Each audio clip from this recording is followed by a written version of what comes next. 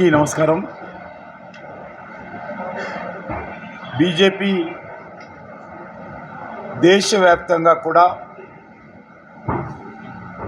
Parliament ఎన్నికలకు సంబంధించి ప్రచార కార్యక్రమంలో చాలా ముందున్నాం. అభ్యర్థుల ఎంపిక కానీ, కార్యకర్తల సిద్ధం కానీ, లేక ప్రజల నుంచి స్పందన, బీజేపీ చాలా ఉత్సాహంగా ముందుకెళ్తా ఉంది.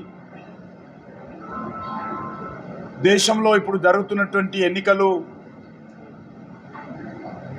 ఎవరు ప్రధానమంత్రి కావాలో దేశ ప్రజలు ఇప్పటికే ఒక నిర్ణయానికి వచ్చారు. అన్ని వర్గాల ప్రజలు, కాశ్మీర్ నుంచి కన్యాకుమారి వరకు, అటక్ నుంచి కటక్ వరకు, అన్ని రాష్ట్రాలు, అన్ని భాషలు, అన్ని వర్గాలు, అన్ని కులాలు కూడా ఈరోజు నరేంద్ర మోడీ గారు ప్రధానమంత్రి కావాలని నిర్ణయం తీసుకున్నారు. కనుచూపు మేరలో కూడా నరేంద్ర మోడీ గారికి ప్రత్యామ్నాయం ఈరోజు కనిపించడం లేదు. ఏ పార్టీ, ఏ ఫ్రంట్ కూడా ఈరోజు బీజేపీకి పోటీ లేదు.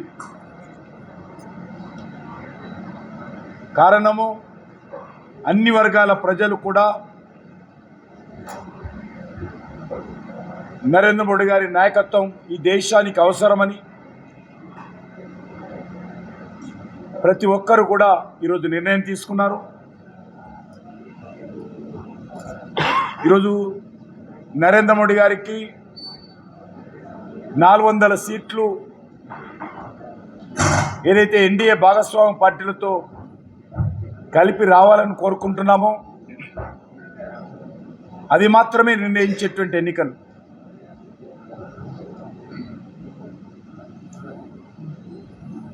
కాంగ్రెస్ పార్టీ వచ్చేటువంటి పార్లమెంట్ ఎన్నికల్లో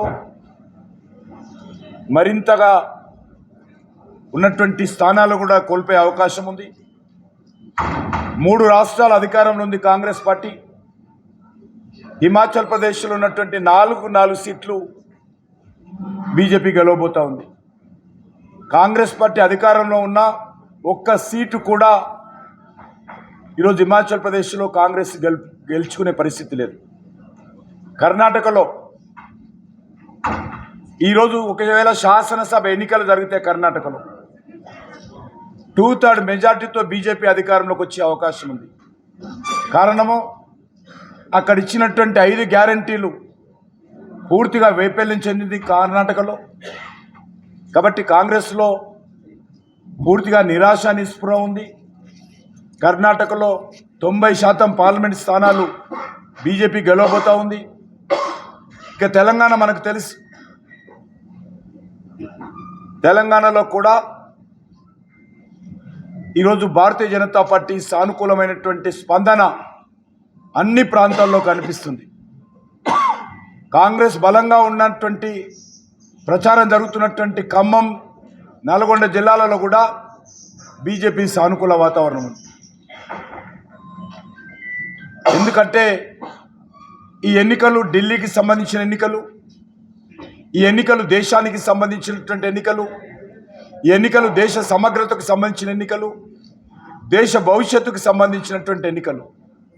అంతేకాదు, ఈ రాష్ట్రంలో అధికారంలోకి వచ్చినటువంటి కాంగ్రెస్ పార్టీ ప్రభుత్వము పూర్తిగా ఏవైతే గ్యారంటీల పేరుతో కానీ, డిక్లరేషన్ పేరుతో కానీ, ఎన్నికల ప్రణాళిక పేరుతో కానీ ప్రజలకు ఇచ్చినటువంటి హామీలు ఏవి కూడా ఈరోజు అమలు చేసేటువంటి పరిస్థితి లేదు, అమలు చేసేటువంటి శక్తి లేదు. ఈరోజు ఇచ్చినటువంటి గ్యారంటీలు కానీ, లేక ఇంతకుముందు చెప్పినట్టు డిక్లరేషన్స్ కానీ, మేనిఫెస్టోలు కానీ ఏ రకంగా వాటిని అమలు చేస్తారు, ఏ రకంగా దానికి కావలసినటువంటి వనరులు సమకూర్చుకుంటారు, ఏ రకంగా మరి వాటిని పేద ప్రజలకు అందిస్తారు, ఏది కూడా ఈరోజు చెప్పలేని పరిస్థితిలో ఉంది. రైతుల 2 లక్షల రుణమాఫీ ఎప్పుడు చేస్తారు? వాళ్ళకు దిశ దశ లేదు. రైతులకు సంబంధించి ఎకరానికి 15,000 ఎప్పుడు? పెద్ద క్వశ్చన్ మార్కు. ధాన్యానికి బోనస్ క్వశ్చన్ మార్కు. నిరుద్యోగ యువతకు, ఉద్యోగం లేనటువంటి నిరుద్యోగ యువతకు నిరుద్యోగ భృతి అతిగతి లేదు. రేషన్ కార్డులు దరఖాస్తులకే పరిమితమైనాయి. మహిళలకు 2,500 గాల్లో దీపం పెట్టి దేవుడా అంటున్నారు. ఈరోజు ఈ రకంగా అనేక అంశాలు, ప్రతి విద్యార్థికి 5 లక్షల రూపాయల గ్యారంటీ, అది లేదు. ఈరోజు ఈ రాష్ట్రంలో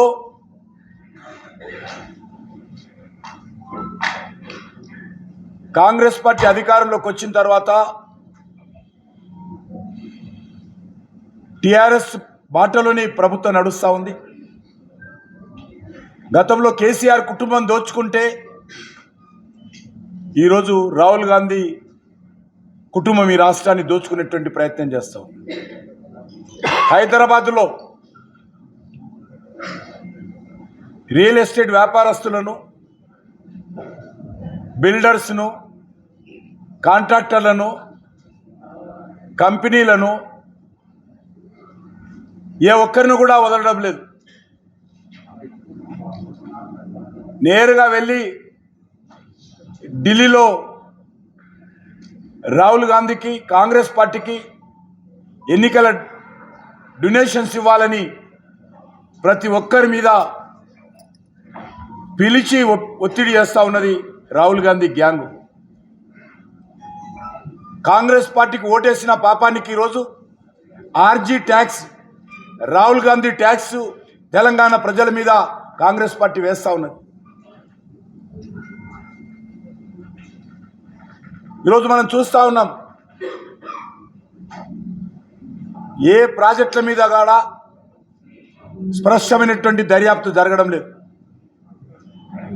అవినీతి కుంభకోణాల మీద ముఖ్యమంత్రి రేవంత్ రెడ్డి గారు ప్రతి అసెంబ్లీకి వెళ్ళి ప్రతి అసెంబ్లీలో ఉన్నటువంటి బీఆర్ఎస్ శాసనసభ్యుడు ఆ రోజు చేసినటువంటి అనేక రకాల అక్రమాల మీద దర్యాప్తు చేస్తామని చెప్పాడు. ఈ ఎమ్మెల్యే అట్టే చేశాడు, ఇక్కడ భూములు ఆక్రమించుకున్నాడు, అక్రమంగా ఇసుక వ్యాపారం చేస్తూ ఉన్నాడు, ఇక్కడ అక్కడ అక్రమంగా మైనింగ్ చేస్తూ ఉన్నాడు, ప్రభుత్వ భూమిని